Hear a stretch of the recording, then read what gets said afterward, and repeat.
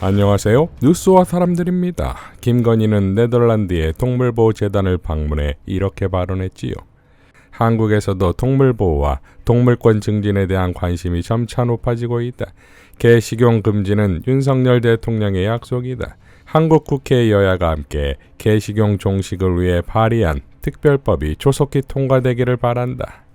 자, 한 나라의 대통령의 부인이 다른 나라에 가서 자신의 나라를 자랑해도 모자랄 판에 가는 곳마다 개식용을 그렇게도 떠들어야 하는 것일까요? 또한 그것을 내가 고치고 있다, 이겁니까? 그런데 정작 빵 터지는 건 국힘은 김건희의 바람과는 다른 듯합니다. 정책조정회의에서 홍익표 원내는 이렇게 밝혔지요. 그동안 국민적 관심이 높았던 개식용 종식법이 국회 농해수위 법안 소위를 통과했습니다. 관련 산업 종사자의 업종 전환을 국가가 지원하는 내용까지 담은 민주당의 당론 법안이었습니다. 국민의힘은 영부인 관심사항이라고 하면서 중요 법안이라고 해놓고 정작 처리에는 불참했습니다. 윤석열 정부의 말 따로 행동 따로 기조를 이제는 당이 따라하는 것 아닌지 의문스럽습니다. 더불어민주당은 법안에 대한 사회적 공감대를 이루며 본회의 통과까지 빠르게 진행하도록 하겠습니다. 박주민 원내수석부 대표도 다음과 같이 밝혔습니다. 많은 분들이 지적하셨습니다. 국민의힘과 정부의 말 따로 행동 따로. 네덜란드를 지금 방문하고 있는 김건희 씨가 네덜란드 동물보호재단을 방문해서 개식용 금지법은 대통령의 약속이니만큼 조속히 통과되길 바란다라고 발언했다고 합니다.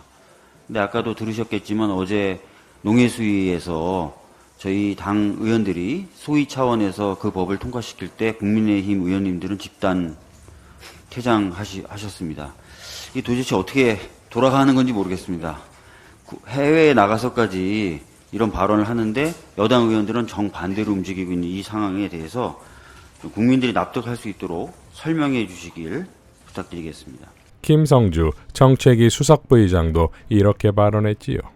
여당이 개식용 금지법을 김건희법이라고 부르면서 처리를 공언하더니 막상 표결할 때 퇴장해버렸습니다.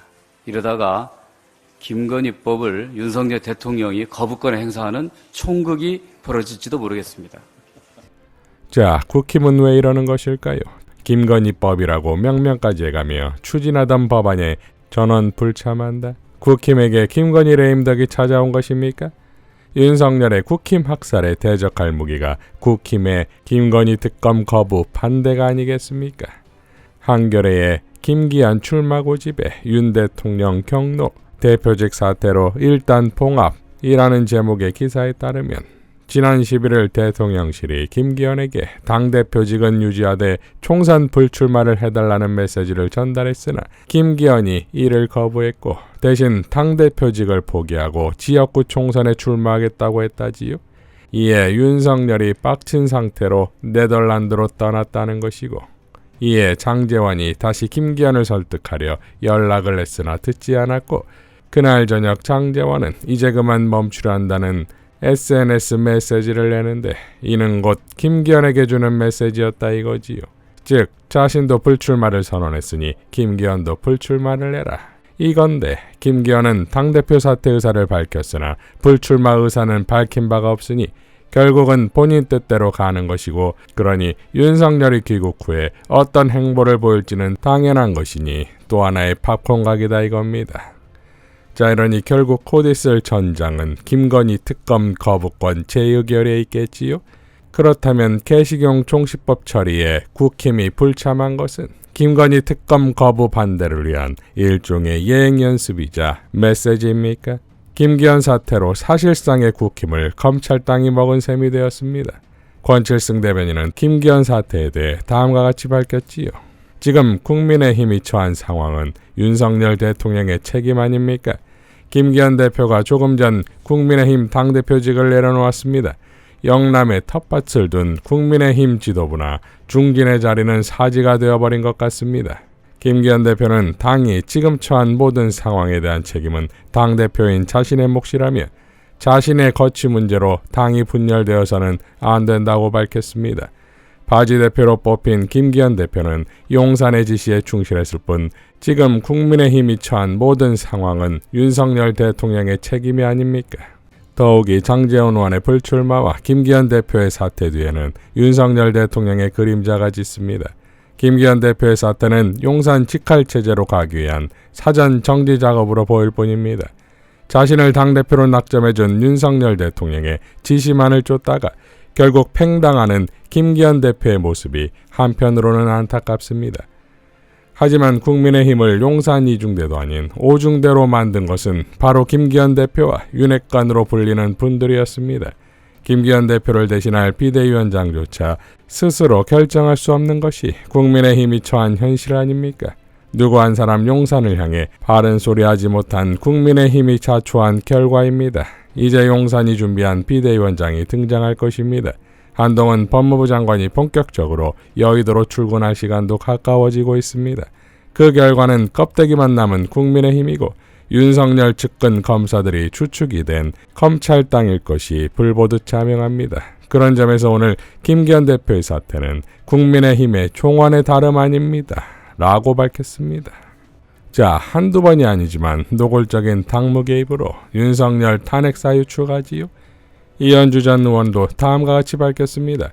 김기현 대표 사퇴를 바라보면서 어차피 부족함이 많아 내려오는 게 맞지만 너무나 개운치 않다. 이준석 대표에 이어 김기현 대표까지 심지어 3% 지지율을 대통령이 억지로 밀어서 만든 대표로 온갖 수모를 겪으며 대통령의 수정 역할을 다해왔다. 그런데 이젠 필요 없으니 토사구팽이라.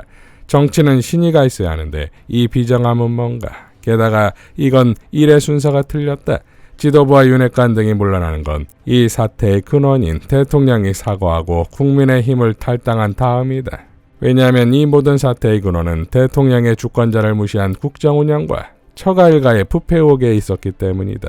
그 후에 지도부가 물러날 때는 그렇게 대통령을 무리하게 옹이하고 지금까지 견제하지 못한 데 대해 분명한 사과와 함께 물러나야 한다. 물러날 때는 이유와 명분이 분명해야 같은 일이 반복되지 않을 것이다. 그러니 문제의 근원이 해결되지 않은 상태에서 백날 주변을 희생시킨다고 혁신이 되나? 아무리 여당이지만 정당의 독립성은 다 어디로 가고 당 지도부를 매번 대통령이 갈아치우는 거냐? 그렇게 안 그만두던 대표가 그만둬야 할 만큼 대통령이 대단한 것인가? 아니 무서운 것인가? 그러면 왜 무서운 것인가? 대통령이 쥐고 있는 무언가가 무서워서 의원들이 그만두는 나라가 정상인가? 이래서야 어찌 국회가 정부를 견제하겠나? 어차피 이런 상태면 이 꼬붕이 가고 저 꼬붕이 올 뿐이다. 본질은 감춘 채 국민을 속이고 쇼하는 건 이제 그만해라. 총선에서 국민들은 자신들을 대표해 정부를 감시하고 견제할 헌법기관인 국회의원을 선출한다. 그런데 그 국회의원의 공천을 관장할 당대표를 대통령이 이런 식으로 좌지우지한다면 그건 이미 헌법정신이 무너진 것이다. 라고 밝혔습니다. 자, 송혜원 언론인도 다음과 같이 밝혔지요. 90도로 허리를 굽혀 조아렸지만 준석이도 보내고 경원이도 보내고 철수도 보내고 재원이도 보내고 기현이도 보내고 2010년 6월 조선일보를 필두로 몇몇 족보 언론들이 윤석열 검찰총장의 허파에 대권 후보 바람을 불어넣으며 한껏 치켜세우던 시절에 주간조선에는 내 사람 건드리면 못 참는다는 제목의 기사가 실렸습니다. 사람에게 충성하지 않는다는 검사 윤석열은 자기 사람을 버리지 않는 의리의 사나이라고 미워하는 영웅 만들기 기사였지요. 조선일보의 윤석열 대통령 프로젝트는 그렇게 실행되고 있었습니다. 그런데 90도로 허리를 굽혀 폴더 인사를 한다고 윤석열의 사람이 되는 건 아닌가 봅니다. 서울대법대 특수부 검사를 거쳐야 윤석열의 하나회로 인정받고 그래야 몸바쳐 충성을 하고도 버림을 받는 토사구팽의 변을 당하지 않나 봅니다. 권력이란 오만에 빠지기 십상이라 10년을 넘기기 어려워 곤볼 10년이라 했고 민심에서 멀어져 축출의 위기가 깊어질수록 그것에 비례하여 불안과 초조함은 커지고 그렇게 되면 주변의 사람까지 의심하게 되고 입안에 혀 같은 간신배에게 더욱더 의존하게 된다고 역사책에 쓰여 있더군요. 이를테면 윤핵관이라 하는 장제원이나 대리인이라 하는 김기현은 서초동에서 형 동생 하던 한동훈에게 후사를 의탁해야 발 뻗고 잠을 잘 수 있다는 거지요. 사냥이 끝나 먹을 게 없어서 사냥개를 끓이는 것만이 토사구팽이 아닙니다. 폭군의 토사구팽은 먹을 게 없어서가 아니라 믿을 수 없어서 제거하는 겁니다. 한동훈은 여의도 문법은 사투리라며 혐오하더군요. 대권바람이 든 전직검사 윤석열은 국힘을 일컬어 지약 먹은 놈들이라고 싸잡아 매도했었지요. 둘의 공통점은 정치에 대한 불신, 비하, 혐오, 적대감이라 할 수 있지요. 서초동 골목대장 검사에서 어쩌다 보니 대통령이 된 윤석열은 지금 몹시 불안하고 초조해 보입니다. 든든한 후견인이었던 언론마저 중전을 패하고 패비를 궁궐에서 쫓아내어 사가로 보내라는 불경한 진언을 꺼리낌 없이 할 정도이니 더욱 불안할 겁니다. 불안이 커질수록 대학생 때까지도 교수님 아버지에게 고무옷으로 맞을 정도로 고집이 센 윤석열은 오불과는 그따위 진언에는 눈썹 하나 까딱하지 않을 겁니다. 대신 수단과 방법을 가리지 않고 내년 총선에는 기필코 국회 가반을 확보하려 할 겁니다. 내년 총선은 역대 어느 선거에서도 보지 못한 탈법과 불법, 선정과 선동이 난무할 것 같습니다. 그런 상대에게 대의와 명분과 이상으로 대응하면 필패는 불보듯 뻔하지요. 그렇게 되면 윤석열차의 역주행은 상상하기도 끔찍합니다. 정치는 결과에 책임지는 겁니다. 다음 총선에 이 나라의 운명이 걸려있는데 젖잘싸도 의미가 있다고요? 진짜 그렇게 되면 윤석열 하나이보다 당신들이 먼저 민심의 심판대에 올라 능지처참을 당할 겁니다. 세상 돌아가는 게 숭악하니 소주 몇 잔에도 취하여 횡설수설합니다. 라고 일갈했습니다. 자, 그러니까 자기 사람은 끝까지 챙긴다는 말은 허상이지요. 의리와 신뢰가 아니라 서로가 서로의 캐비넷을 갖고 있어 열지 않고 있는 균형적 관계일 뿐 아니겠습니까? 그러니 한 번 열리면 전멸이고 그러니 통일체가 돼야겠지요. 이러한 검사 독재 세력에 대항할 유일한 희망은 검찰 캐비넷의 협박도 통하지 않는 이재명뿐 아니겠습니까? 국힘도 이 정도 겪었으면 정신 차리고 김건희 특검 거부권 행사에 반대표를 행사하여 스스로를 지키길 바랍니다. 이상 뉴스와 사람들이었습니다. 시청해 주셔서 감사드립니다.